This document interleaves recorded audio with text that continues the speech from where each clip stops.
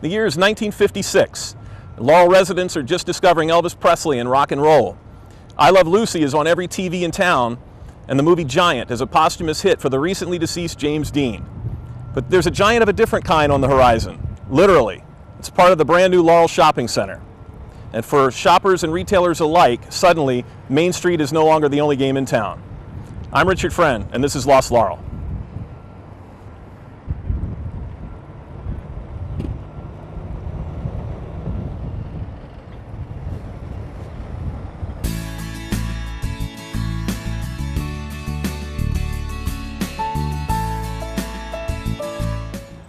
Since 1956, Laurel Shopping Center has been perhaps the one constant in an ever-changing town.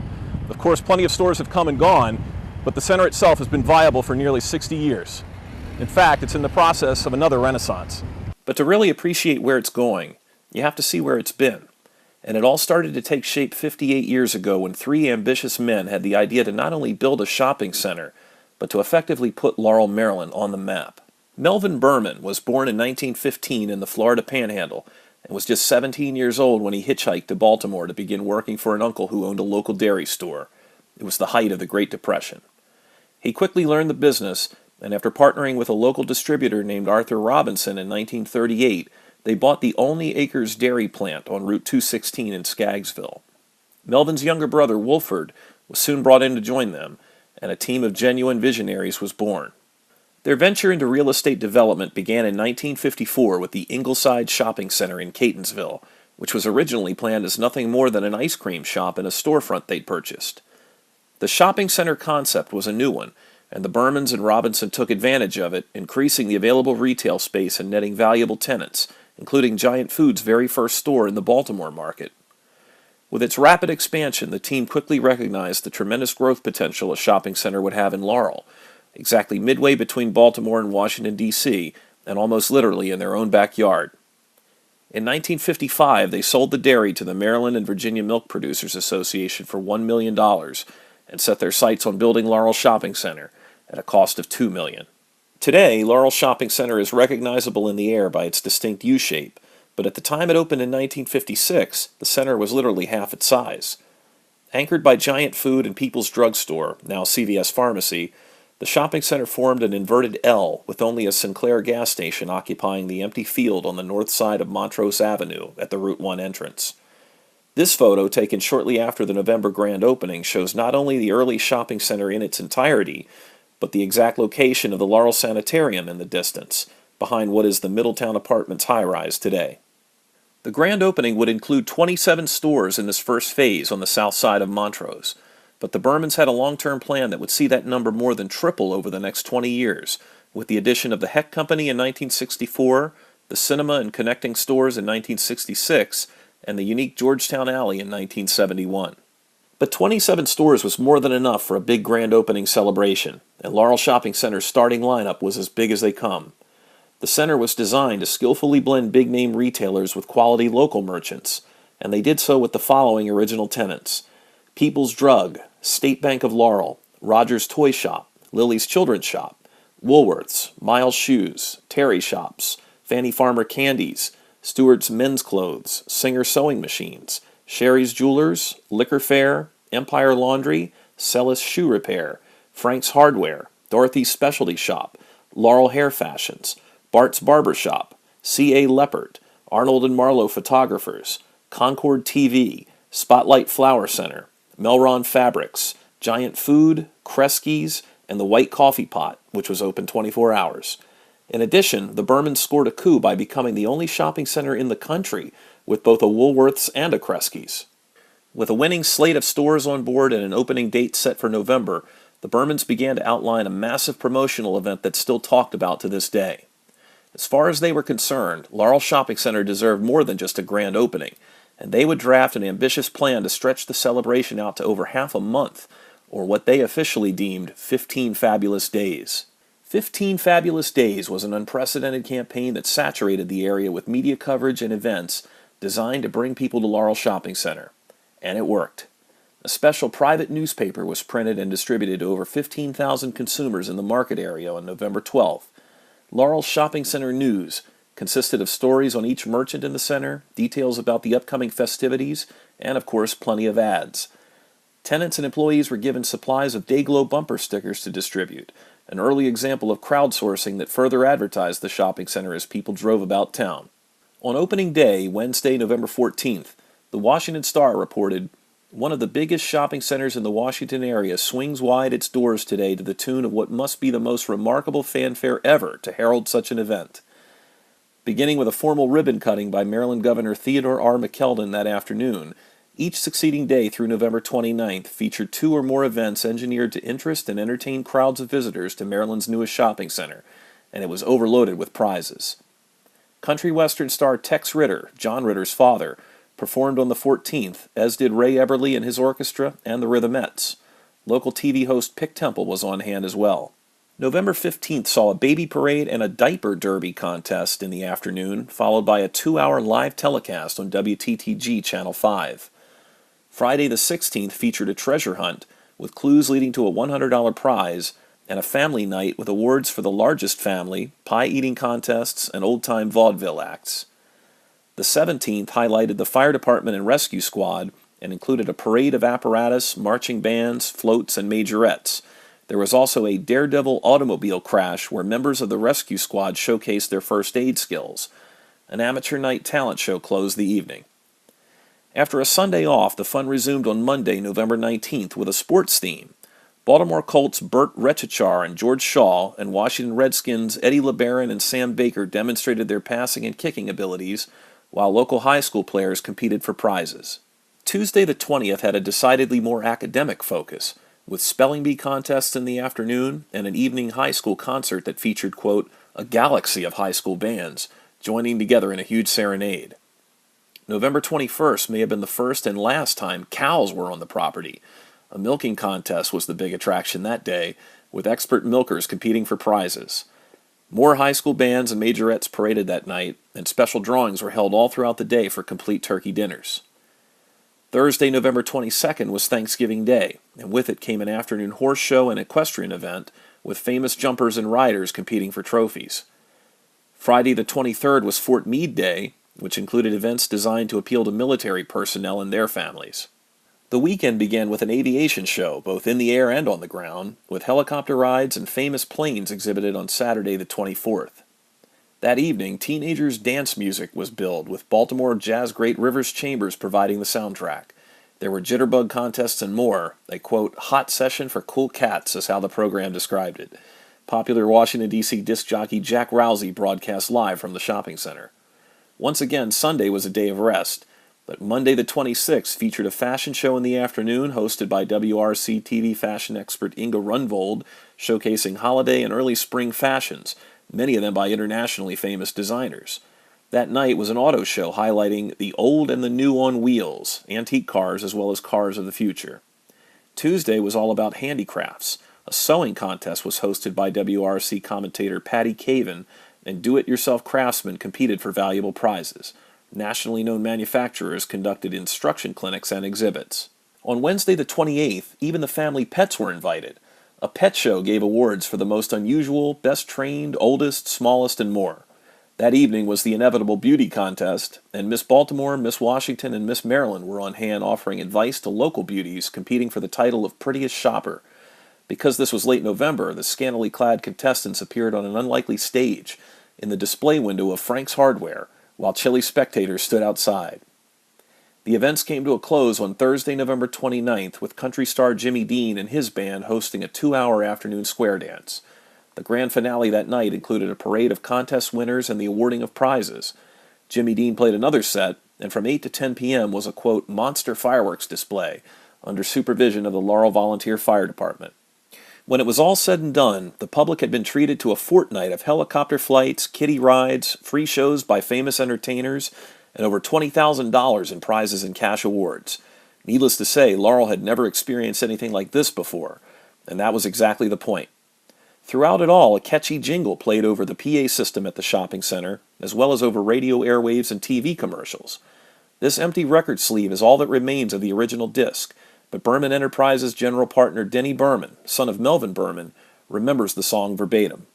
Strike up the band, come and join the big parade to the brand new Laurel Shopping Center. 15 fabulous days of the latest fall displays and exciting contests you can enter. There's a carnival for kiddies and helicopter rides, famous stars, big name bands, and a whole lot more besides. So join in the fun and we'll give 3 hip hoorays for the brand new Laurel Shopping Center. Boom, boom, boom, boom, boom, boom, boom, boom. Always had that.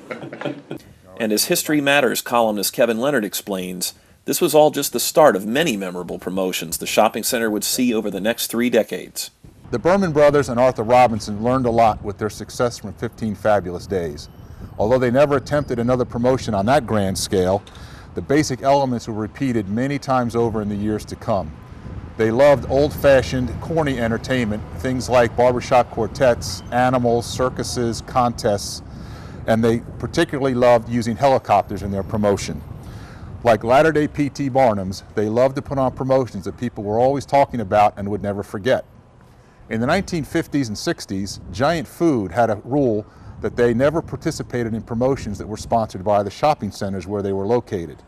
But Izzy Cohen, the longtime CEO of Giant, once told Melvin Berman that the one exception was at Laurel Shopping Center, because in his words, they worked. Circuses were a common sight at the shopping center. Whether it was clowns enlisting local kids for a tug of war or elephants parading around the parking lot, it always drew a crowd. This is my favorite picture. It perfectly captures the innocence of the times.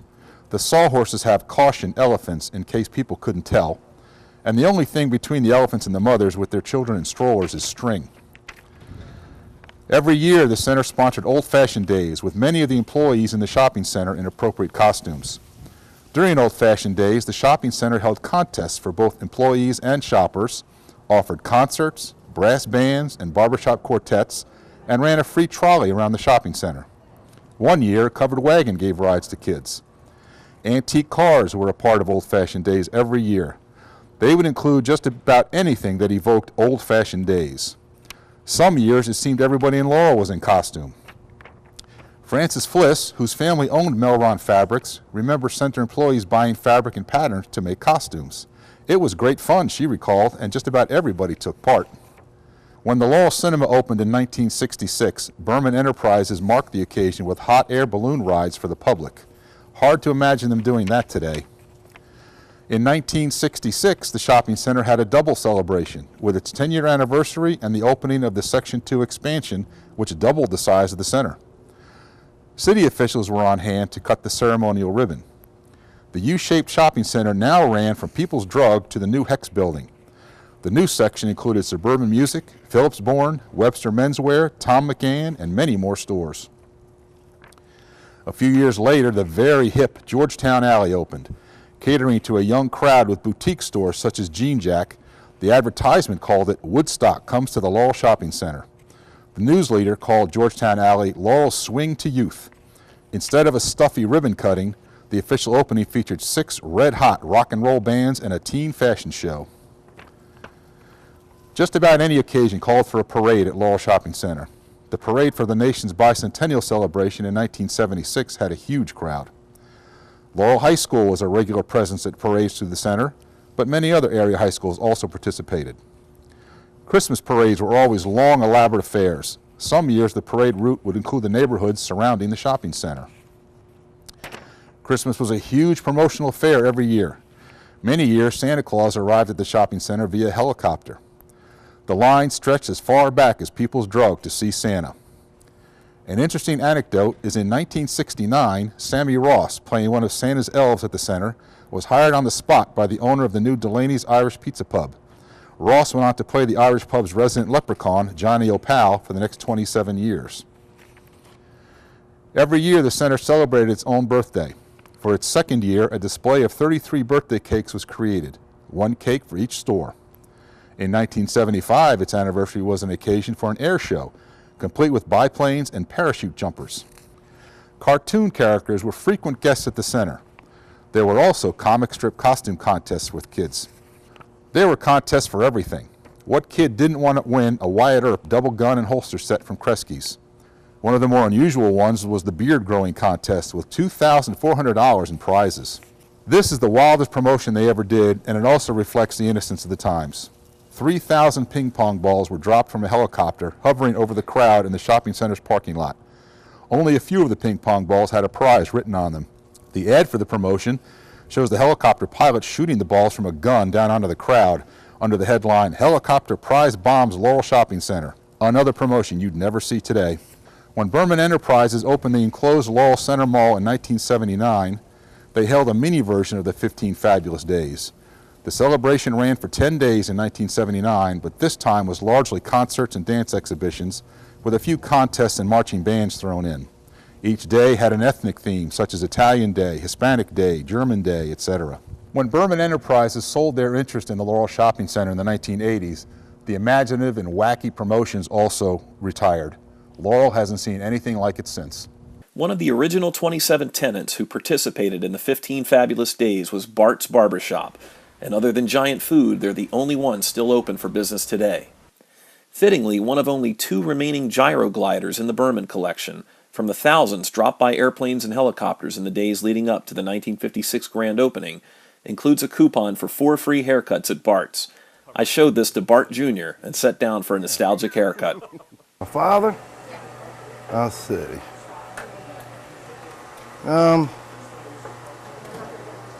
He's a good business owner, I know that. Mm-hmm. Good businessman. He taught me everything I know. Had he worked or owned a different shop before this one? Or was this his first? No. He came from D.C., opened this up in 1956 here with the Bermans.